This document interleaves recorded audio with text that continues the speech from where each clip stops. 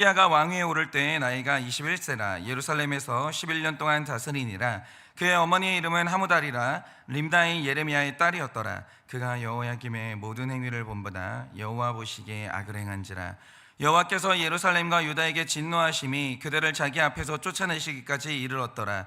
시드기야가 바벨론 왕을 배반하니라. 시드기야 제9년 열째 달 열째 날에 바벨론 왕 느부갓네살이 그의 모든 군대를 거느리고 예루살렘을 치러 올라와서 그 성에 대하여 진을 치고 주위에 토성을 쌓음에 그의 성이 시드기야 왕 제11년까지 포위되었더라. 그의 넷째 달 9일에 성중에 기근이 심하여 그 땅 백성의 양식이 떨어졌더라. 그의 성벽이 파괴됨에 모든 군사가 밤중에 그 성에서 나가 두 성벽 사이 왕의 동산 견문길로 도망하여 갈대인들이 그 성읍을 에워쌌으므로 그들이 아라바 길로 가더니 갈대아 군대가 그 왕을 뒤쫓아가서 여리고 평지에서 시드기야를 따라잡음에 왕의 모든 군대가 그를 떠나 흩어진지라. 그들이 왕을 사로잡아 그를 하맛 땅 리블라에 있는 바벨론 왕에게로 끌고 가매 그가 시드기야를 신문하니라. 바벨론 왕이 시드기야의 아들들을 그의 눈앞에서 죽이고 또 리블라에서 유다의 모든 고관을 죽이며, 다 같이 읽겠습니다. 시드기야의 두 눈을 빼고 노사슬로 그를 결박하여 바벨론 왕이 그를 바벨론으로 끌고 와서 그가 죽는 날까지 옥에 가두었더라. 아멘. 이 시간에 우리 전사님 나오셔서 말씀 전하실 때 큰 은혜 받으시기 바랍니다.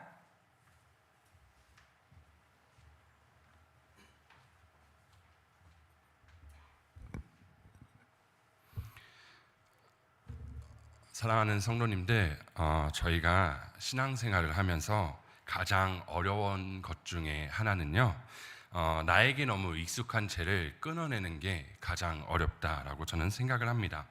우리는 말씀을 듣고 예배를 드리면서 무엇이 죄인지 분명히 알고 있지만 그 죄가 내 삶에 너무 밀접하게 들어와서 우리가 그 죄에 대해서 너무 익숙해져 보니까 죄를 끊어내려고 하다 보면 그 죄를 어떻게 하면 아니게 할 수 있을까라는 고민 가운데 살아갈 때가 많다라는 것이죠.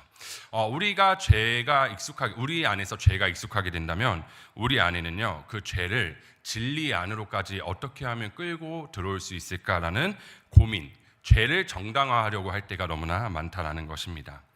예를 들어 가정에서 이런 모습이 가장 많이 보이는 것 같은데요. 부모는 아이들에게 화를 참지 못하고 혈기를 냅니다. 그리고 나서 이렇게 얘기하곤 하죠. 이 상황에서 참을 수 있는 사람이 도대체 누가 있겠습니까? 아이들은 이렇게 얘기합니다. 아이들은 부모님께 거짓말을 참 많이 하는데요. 아이들은 부모님께 거짓말을 하고 나서 이렇게 얘기를 합니다. 그때는 그렇게밖에 할 수가 없었어요. 부모는 분노를, 아이는 거짓말하는 상황으로서 죄를 정당화하는 경우가 가정 안에서 많이 보인다라는 것이죠. 물론 이런 모습은요, 가정 안에서만 나타나는 것은 아닙니다. 우리는 신앙생활을 하면서 끊임없이 내가 더 옳다라는 생각을 통해서 죄를 합리화하고 스스로 설득하며 살아갈 때가 너무나 많다라는 것입니다. 하지만 성경은 우리에게 명확하게 얘기해주고 있는 한 가지는 무엇이냐면요, 상황은 죄의 이유가 될 수는 있어도 죄를 없애주지는 않는다라는 것입니다. 특별히 우리가 신앙생활 하면서 가장 자주 사용하는 죄의 합리화는 이런 말들이 있습니다. 일이 너무 바빠서 예배를 드릴 수가 없어요. 혹은 기도할 시간이 없어서 저는 기도를 자주 하지 못합니다. 라는 이런 말을 통해서 우리의 죄를 합리화할 때가 많다라는 것이죠. 누군가가 우리의 예배 태도에 대해서 지적을 하고 기도의 자리를 지적하기 시작하면 우리는 어느새 순종의 이유를 찾기보다 내가 그 죄에서 내 찔림을 도망갈 수 있는 핑계를 찾아갈 때가 너무나 많다라는 것입니다. 그리고 우리는 이런 영적 둔감함 속에서 점점 기도하지 않는 것이 익숙해지고 예배의 자리를 소홀히 하는 것이 익숙해지는 것이 우리의 모습입니다. 우리가 이렇게 예배의 자리를 소홀히 하고 기도의 자리를 소홀히 하는 우리의 죄의 익숙함 속에 살아가는 우리는요, 처음에는 이 죄의 익숙함에 죄 가운데 사는 것이 마음의 불편함을 가져오지만 어느 순간 반복될수록 그 죄가 아무렇지 않게 느껴질 때가 너무나 많다라는 것이죠. 사랑하는 성도님들, 오늘 우리가 읽은 말씀은요, 여러분만을 향한 말씀이 아닌 저를 포함한 저 역시도 여러분과 똑같이 연약한 사람임을 깨닫게 해주는 말씀이었습니다. 부끄럽지만 저는 지난주에 모든 시험을 마치고 신대원 3년의 과정을 마무리하였습니다. 특히 졸업을 앞둔 마지막 시험이기 때문에 저는 한 과목이라도 과락이 나게 되면 졸업이 미뤄지고 목사 안수 역시 미뤄지는 상황에 처하게 됩니다. 그래서 저는 어느 때보다 가장 열심히 공부를 했었습니다. 사실은 학생으로서 공부를 열심히 하는 것은 죄가 아니죠. 하지만 하지만 제가 지난주에 문제는 뭐였냐면 공부를 열심히 하는 과정 가운데 제 경건 생활을 무너뜨렸다라는 것입니다. 익숙했던 기도의 자리 대신 책상에 앉았고 공동체와 함께 말씀을 묵상해야 할 큐티의 자리를 저는 시험 공부를 해야 한다는 이유로 일주일간 외면하며 살았습니다. 그러면서 제 스스로 이렇게 위로를 하곤 했습니다. 일주일만 기도를 쉬어도 괜찮다. 일주일만 큐티를 쉬어도 괜찮다. 졸업이 내 인생에 더 중요하다라는 생각을 통해서 살아갔죠. 말씀이 없는 사람은요, 이런 저의 말을 듣고 이렇게 생각할 수도 있습니다. 학생일 때는 공부가 중요하니까 괜찮다라고 말할 수 있지만 말씀이 있는 사람은 분명하게 저에게 이렇게 얘기해 줄 것입니다. 학생일 때도 경건의 자리는 포기하면 안 된다라고 말입니다. 이것은 율법주의의 문제가 아니라요, 우리가 기도하고 말씀을 붙드는 것은 하나님께 인정받기 위함이 아니라 하나님보다 내가 앞서지 않기 위함입니다. 기도하고 말씀을 묵상하며 하나님과 동행해야 할 우리의 삶 가운데 하나님보다 내 졸업이 우선이 되고 내 성공이 더 중요해진다면 그것은 하나님보다 내가 더 높아지는 죄 가운데 살아가는 것입니다. 그래서 시험 기간이라는 이유로 경건을 뒤로하고 공부에 열중했던 제 모습이 하나님 앞에서는 명확한 죄였다라는 생각을 할 수밖에 없었습니다. 그리고 어제 아침 예배 가운데 하나님 앞에서 저의 그런 죄된 모습을 볼 수 있었고 저는 회개할 수밖에 없었다라는 것이죠. 제 생각으로 빨리 목사가 되어 하나님의 일을 하는 것이 지금의 경건 생활을 잠시 미루는 것보다 하나님이 기뻐하시지 않을까라는 저의 그 오만한 생각이 저의 오만한 생각으로 하나님의 뜻을 재단했던 저의 큰 착각이 있었다라는 것이죠. 죄는 끊지 않으면 반드시 익숙해지고 익숙해진 죄는요, 우리의 영적 감각을 마비시키게 합니다. 그리고 영적으로 둔감해진 사람은요, 더 이상 하나님의 음성에 반응하지 못하게 만든다라는 것이죠. 그래서 오늘 본문이 연약한 우리가 하나님 앞에서 악행을 저지르고 그것이 영적 둔감함으로 나타나 악임을 깨닫지 못하는 죄인에게 임하는 하나님의 심판이 있다라고 명확하게 얘기해주고 있습니다. 그래서 오늘 이 아침의 시간 저와 여러분들의 가운데 내 안에 하나님 앞에 부끄러운 죄악이 너무나 익숙해져서 영적 둔감함으로 인해 계속해서 죄를 합리화하려는 문제가 있다면 그것이 하나님 앞에서 악행은 절대 합리화될 수 없으며 회개로 인해 악행을 끊는 기도로 하루를 시작하는 저와 여러분이 되기를 간절히 소망합니다. 우리는 지금까지 열심히 예레미야서를 묵상해 왔고요. 드디어 예레미야서의 마지막 장인 52장까지 달려왔습니다. 성도님들께서는 예레미야서를 큐티하시면서 어떠셨는지 모르겠으나 저는 이 예레미야서를 큐티하면서 가장 어떤 성경 큐티보다 가장 힘들었습니다. 어제 목사님이 말씀하신 것처럼 예레미야 선지자의 핵심 메시지는요, 남유다는 자신의 죄의 결과를 잘 받아들이고 그리고 계속해서 잘 받아들이는 것이지만 그들은 계속해서 죄의 결과에서 벗어나려고 하는 모습을 보여주고 있습니다. 그리고 이 말씀이 설교를 준비하고 큐티를 묵상하는 저에게도 계속해서 불편한 자리에 잘 있으라고 하는 하나님의 말씀이 너무나 불편하게 들렸다라는 것이죠. 성도님들도 모두 다 경험하시겠지만 사람은요, 태어나면 가장 있기 싫어하는 자리가 불편한 자리예요. 내가 오랜 시간을 쏟을 수 있고 나를 인정해주고 싶은 곳에 우리가 있고 싶지 그 누구도 나를 불편해하는 곳에 있고 싶어 하지는 않는다라는 것입니다. 하지만 예레미야서를 읽으면 읽을수록 왜 기독교가 세상에서 부정을 당하는지 또한 보였습니다. 기독교는요, 늘 우리에게 말하죠.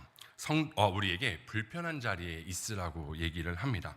예배의 자리, 돈을 쫓지 않는 자리, 사랑하기 힘들지만 사랑해야만 하는 그 자리에 우리가 있어야 한다라고 얘기한다는 것이죠.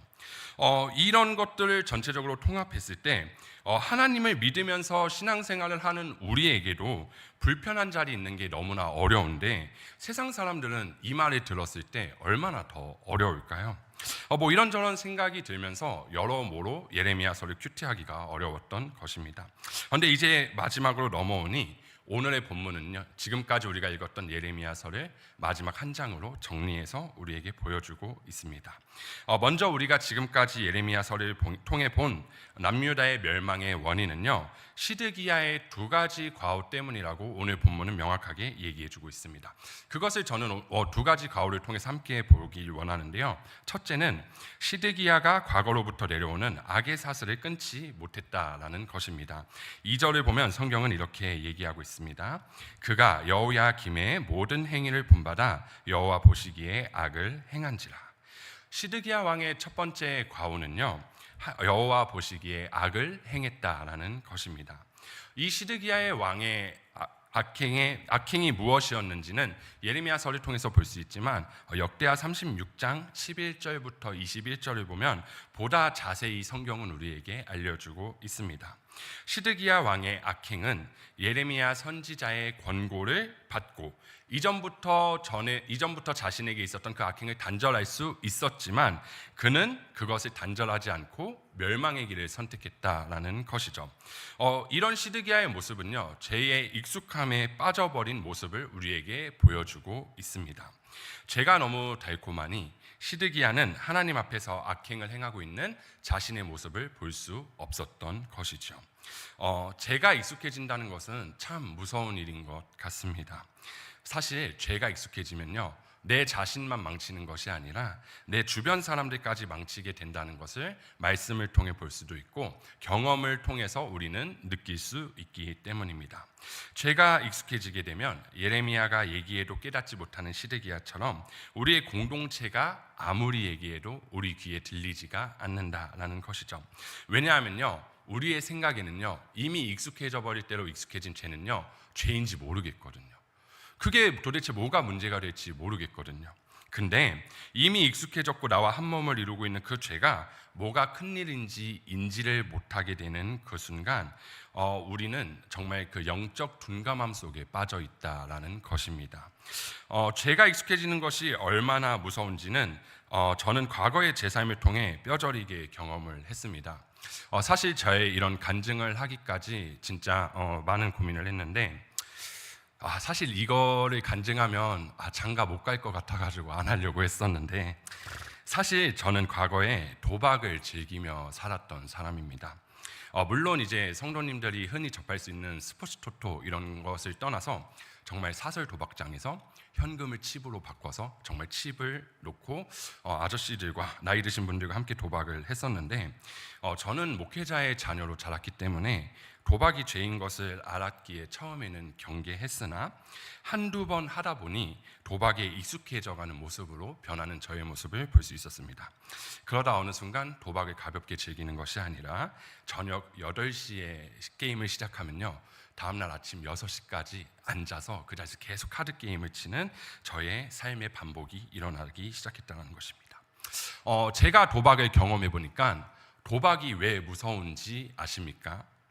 사실은 많은 사람들은 돈 때문에 도박이 무섭다라고 생각하겠지만 사실 도박이 진짜 무서운 이유는 사람을 무너뜨리는 데 있습니다. 처음에 몇 시간은요, 돈 따는 게 재밌죠. 돈이 오가는 것도 재밌고요. 사실 도박만큼 인간에게 엔돌핀을 주는 게임은 없다라고 생각을 합니다. 그런데 이것이 즐길 수 있는 정도에서 끝내면 너무나 좋겠지만 도박을 하는 사람들이 이렇게 장시간, 열몇 시간씩 게임을 하는 이유는요, 게임을 끝낼 수 있는 권한이 돈을 잃은 사람한테 있는 거예요. 예를 들어서 제가 돈을 잃었으면요, 나는 아침 6시까지 게임을 할 거야 라고 하면은 그 아침 6시까지 돈 딴 사람은 그 자리에서 일어나지 못합니다. 이게 그 도박에 사람을 피폐하게 만드는 가장 큰 이유인데 돈을 딴 사람이면 잃은 사람이 그만하자고 할 때까지 해야 하고 내가 잃은 사람이면요, 문제가 뭐냐면 본전을 찾을 때까지 해요. 그래서 처음에는 새벽 2시까지만 하자, 그러다가 새벽 2시, 3시까지 하다가 이제 본전을 못 찾으면은 그 시간이 6시 뭐 아침 8시까지로 가기도 한다라는 것이죠. 사실은 도박을 하면서 저는 가장 무서운 말이 이 말인 것 같습니다. 본전만 찾고 끝내자. 이 말은요 정말 무서운 말이에요. 왜냐하면 이 말은 더 하겠다라는 말도 아니라요, 그만두겠다라는 말도 아니라 스스로를 속이는 말이기 때문입니다. 결국 밤새 도박을 하고 나면요 참 신기하게 돈을 딴 사람도 잃은 사람도 없어요. 결국에는 그냥 자기가 가지고 있던 돈 그대로, 혹은 그 돈에서 정말 소량의 돈만 잃은 상태로 사람들은 열몇 시간 동안 한 곳에 앉아서 게임을 막 한다라는 것이 도박이 사람을 피폐하게 만든다라는 것입니다. 이게 바로 저는 죄의 방식이라고 생각합니다. 죄는요 처음부터 사람을 망가뜨리지 않습니다. 조금씩 판단력을 흐리게 하고 영적 감각을 마비시키게 하는데, 저는 도박과 함께 살아가면서 하나님을 점점 잃어갔던 것이죠. 죄가 죄인지도 모르고 그냥 그 사람들과 함께 게임하는 것이 너무나 즐거워서 저는 죄가 죄됨을 잊어버리며 살았다라는 것입니다. 사실은 제가 죄된 것을 몰랐던 것은요, 주변 사람들도 모두가 도박을 아무렇지 않게 여기니 그것이 죄라는 생각조차 들지 않았다라는 것입니다. 죄가 너무 익숙해지니 죄인지 알지 못하게 되는 것입니다. 그런 어느 날 저는 도박을 하면서도 꾸준히 교회는 갔습니다. 근데 교회를 다니면 우리는 늘 듣잖아요. 죄를 끊어야 된다, 회개해야 된다, 이런 반복되는 설교의 말씀이 처음에는 들리지 않았습니다. 왜냐하면 저는 이미 죄와 너무나 밀접하고 가깝고 그리고 죄가 죄인 것을 모르며 살았기 때문입니다. 그러나 말씀이 반복해서 들리기 시작하자 저는 비로소 깨닫게 되었습니다. 이것이 죄이고 나를 갉아먹고 있었다는 사실을 말입니다. 그때 저는 결단할 수밖에 없었죠. 죄를 끊기 위해 가장 먼저 해야 될 일은 환경을 바꾸는 일이었고, 제가 살던 그 환경 속에서 환경을 바꿀 수 있는 가장 큰 방법은요, 학교에 복학하는 것이었고, 일자리를 옮기는 것이었고, 죄와 함께했던 관계를 끊어내는 것이 가장 중요했습니다. 그리고 그때 비로소 하나님의 은혜 안에 다시 들어갈 수 있는 경험을 하게 되었다라는 것이죠. 사랑하는 성도님들, 성도님들께는 이런 저의 도박의 이야기가 특별한 사람의 이야기처럼 들릴 수도 있겠지만, 사실 방식이 다를 뿐 우리 모두는 각자의 도박장을 가지고 살아갑니다. 도박은 방식일 뿐이고 죄는 언제나 우리가 하나님 앞에서 무디게 만드는 방향으로 흘러가게 한다는 것이죠. 그리고 그 가운데 죄가 익숙해지면 자연스럽게 우리는 죄가 죄로 느껴지지 않는다라는 것입니다. 그리고 이 익숙해진 죄는 반드시 우리의 영적인 눈을 멀게 만든다라는 것입니다. 오늘의 본문 가운데 시드기야도 마찬가지였습니다. 그는 죄가 너무 익숙해져서 하나님의 말씀이 더 이상 들리지 않았던 것이죠. 죄가 너무 익숙해지게 되면 누가 나에게 지적해도 들리지 않는 인간의 연약한 모습이 시드기야에게 보였듯이 우리도 만약에 죄가 너무나 익숙해졌다면 정말 내가 그 죄에 익숙해지지 않는지 한번 돌아볼 필요가 있다라는 것입니다. 이런 시드기야의 행동은요, 여호와 앞에서 악을 행하는 것만이 문제가 아니었습니다. 둘째로 시드기야는 바벨론 왕 느부갓네살을 배반하는 죄도 지었다라는 것입니다. 이런 시드기야가 느부갓네살의 왕을 배반한 것은요, 바벨론 침략의 직접적인 원인을 제공해 준 이유예요. 그래서 사실 예레미야는 계속해서 우리가 예레미야서를 묵상해서 봤던 예레미야의 메시지는 뭐냐면, 남유다를 심판하기 위해 쓰임을 받는 바벨론 왕 느부갓네살에게 순종하고 그를 섬겨야 하는 것이지만, 그것을 순종하지 않고 하나님의 심판이 그에게 임했다라는 것을 우리에게 보여주고 있다라는 것이죠.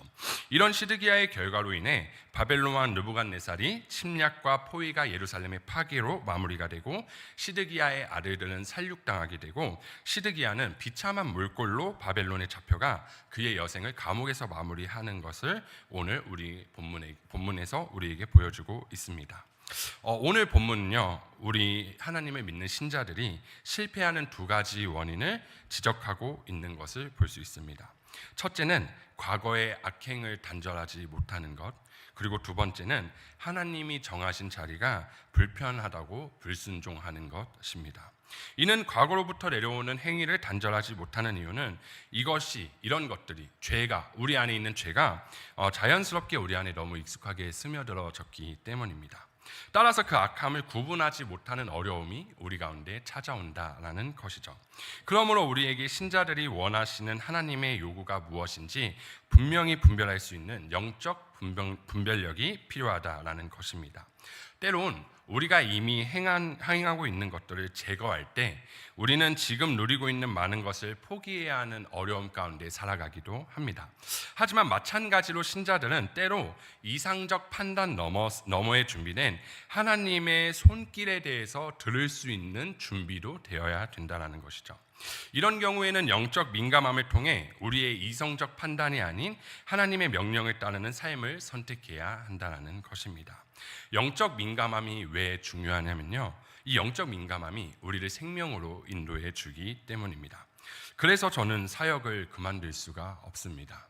저의 과거의 악한 죄는요, 도박장에서 세상 사람들처럼 돈을 바라보며 그 엔돌핀을 추구하며 살았던 저의 삶 가운데 사역은요, 계속해서 그 자리를 떠날 수밖에 없게 만들어주는 하나님이 저에게 은혜 주시는 불편한 자리이기 때문입니다.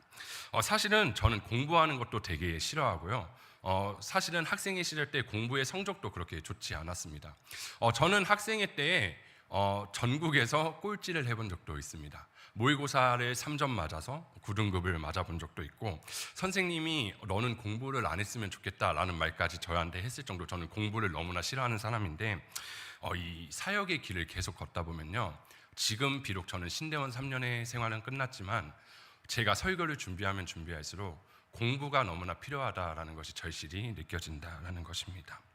하나님은 계속해서 저에게 신학의 길을 열어주시고 사역의 길을 여시면서 도박의 짜릿함을 경험하게 하는 것 대신 말씀으로 인해 한 영혼의 변화를 경험하는 짜릿함을 경험하게 하고 계신다라는 것입니다. 저는 제 인생 가운데 저를 가장 크게 변화시킨 하나님의 은혜가 바로 이것이라고 생각합니다. 시드기야의 악행을 끊고 느부갓네살의 통치 아래라는 불편한 자리에서 영적 민감함을 유지했다면 오늘 우리가 본문에서 본 시드기야의 결과는요, 두 눈이 뽑히는 비참함을 맞이하지 않았을 것입니다. 하지만 그는 악행을 끊지 못했고 영적 민감함을 유지하지 못했으며 하나님이 허락하신 불편한 자리에 있지 못한 그 시드기야는 하나님의 심판을 받을 수밖에 없었다는 것이죠. 사랑하는 성도님들 가운데 죄가 너무 익숙해져서 공동체가 얘기해도 끊어지지 않는 죄가 있으십니까? 하나님께서 계속해서 불편한 자리에 있으라고 하시는데 내가 더 옳다는 생각이 들어 그 불편한 자리를 벗어나고 싶으십니까? 하나님께서 공동체를 통해 죄의 익숙함을 건드시고 불편한 자리를 벗어나지 못하게 하시는 것이 하나님이 나를 사랑하지 않기 때문이라고 생각하십니까? 오히려 반대입니다. 하나님은 여러분을 사랑하시기에 오늘도 익숙해져가는 여러분의 죄를 건드시고 불편한 예배의 자리, 말씀 묵상의 자리, 기도의 자리로 부르고 계신 것입니다. 그래서 우리는 예배하고 기도해야 합니다. 우리가 예배할 수 있고 기도할 수 있는 게 하나님의 가장 큰 선물이자 은혜이기 때문입니다. 하나님은 지금도 말씀하고 계십니다. 익숙해서 붙들고 있는 그것이 우리를 살릴 수 없다고 말입니다. 오늘 말씀을 통해 저와 여러분들 가운데 시드기야처럼 죄가 죄인 것을 잊어 죄와 타협하며 살아가는 것이 아닌 불편한 자리를 통해 하나님의 말씀을 듣게 하고 묵상하게 하며 기도하게 하시는 하나님의 크신 사랑으로 오늘 하루를 살아가는 저와 여러분이 되기를 간절히 소망합니다. 기도하겠습니다. 사랑의 주님, 감사합니다. 죄가 너무 익숙해져서 죄가 죄인 줄 모르고 세상이 즐거워 살아가는 우리의 연약한 모습을 주님은 말씀을 통해 계속해서 죄를 보게 하시고 죄 가운데서 돌이키기를 원하시고 그리고 우리를 죄 가운데서 꺼내 주십니다. 그리고 그 죄 가운데서 꺼내 주시는 그 하나님의 섭리 가운데 하나님은 계속해서 우리를 불편한 자리에 있게 만드십니다. 주님, 왜 그렇게 불편한 자리에 있기가 싫은지, 세상 사람들처럼 예배가 없는 자리, 말씀이 없는 자리, 기도에 시간을 투자하지 않는 자리, 나만을 위해 시간을 투자하는 자리로 가고 싶은 우리의 이 욕망이 정말 하나님을 믿고 하나님께 나아가는 우리의 발걸음에 멈춤을 지시합니다. 하지만 주님 말씀을 통해 오늘 시드기야의 모습을 통해 예레미야가 시드기야에게 하나님의 말씀을 계속 전했던 것처럼 익숙해진 악기는 끊고 불편한 자리에 있으라고 하는 그 하나님의 말씀이 우리에게 선물로 다가오지 않을 때도 많지만 뒤돌아보면 그것이 선물이고 은혜임을 고백합니다. 주님의 은혜 안에서 그 은혜를 더욱더 누리며 내가 살아가기 편한 환경 속에서 살아가는 것이 아니라 하나님의 말씀이 있고 기도가 있고 정말 회개가 있는 그 자리 속에 잘 붙들려 정말 하나님의 크신 섭리 안에서 살아갈 수 있는 우리 모두가 되기를 원합니다. 주님 저희를 인도하여 주시옵소서. 하루를 시작합니다. 저희의 발걸음으로는 하나님의 은혜 안에서 하나님의 말씀대로 살아가기 너무나 부족하오니 주님 저희를 인도하여 주셔서 오늘 하루도 주님의 은혜 안에서 그 은혜를 경험하며 살아갈 수 있는 주님 도와주시옵소서. 주님 오늘 말씀을 통해 말씀을 잊지 않고 살아가는 귀한 시간 허락하여 주시고 하루 동안 살아가는 가운데 주님 은혜 위에 은혜를 부어주신 그 주님을 간절히 바라오며 귀하신 예수 그리스도의 이름으로 기도드립니다. 아멘. 지금은 우리 주 예수 그리스도의 은혜와 하나님 아버지의 그 크신 사랑과 성령님의 위로하시고 교통하여 주시는 그 역사하심이 우리의 죄를 너무나 불편하게 만드는 기도의 자리, 말씀의 자리, 내 죄를 고백할 수밖에 없는 목장의 자리가 나로 하여금 죄와 끊어지게 하고 영적인 민감성을 되살아나게 하는 사는 길임을 깨달아 온전히 주님과 함께 그 길을 걸어가기를 원하는 사랑하는 모든 주의 종들의 머리 위에 지금으로부터 영원 무궁토록 함께 있을지어다. 아멘.